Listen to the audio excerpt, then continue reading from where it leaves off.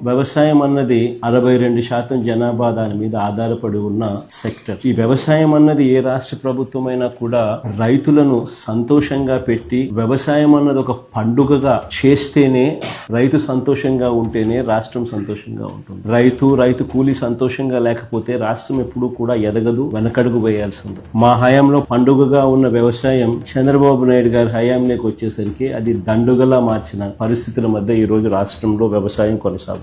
మొన్న ఈ మధ్య కాలంలోనే మనమంతా కూడా మోంతా తుఫాను ఇంకా మన మనసుల్లో నుంచి ఇంకా చెరిగిపోలేదు, మననే కనిపిస్తాం. అసలు ఆ మోంతా తుఫాను వచ్చినప్పుడు మీ అందరికీ కూడా అవగాహన ఉండే ఉంటుంది. అసలు ఏ రకంగా దానికి బిల్డప్ ఇచ్చారని అంటే, ఇక్కడ నుంచి చంద్రబాబు నాయుడు ఆర్టీజీఎస్ కార్యాలయంలోకి పోయి ఆయనతో పాటు ఆయన కొడుకు, ఆయనకు తోడు ఆయన దత్తపుత్రుడు, ఏ రకంగా ముగ్గురు కలిసి ఏ రకంగా దాన్ని అసలు ఎలాంటి బిల్డప్ ఇచ్చినారు అని అంటే, వాళ్ళు ఇవ్వడము, దానికి తోడు వాళ్ళ ఎల్లో మీడియా, వాళ్ళ ఈనాడు అయితేనేమి, వాళ్ళ ఆంధ్రజ్యోతి అయితేనేమి, వాళ్ళ TV5 అయితేనేమి, అసలు ఏ లెవెల్లో బిల్డప్ ఇచ్చినారు అని అంటే, ఏకంగా వీళ్ళే తుఫాను పీకబట్టి డైవర్ట్ చేసినట్టుగా, అసలు వీళ్ళు గాన ఆర్టీజీఎస్ లో గాన టీవీల ముందర గాన ఆ కంప్యూటర్ల మీద వీళ్ళు గాన కూర్చోకపోయిందంటే అసలు ఇంకా రాష్ట్రంలో తుఫాన్ ఎఫెక్ట్ ఇంకా ఏ స్థాయిలో ఉండేది అని అంటే, వీళ్ళు కాబట్టి దాన్ని ఆపగలిగినారు అన్న లెవెల్లో బిల్డప్ ఇచ్చినారు.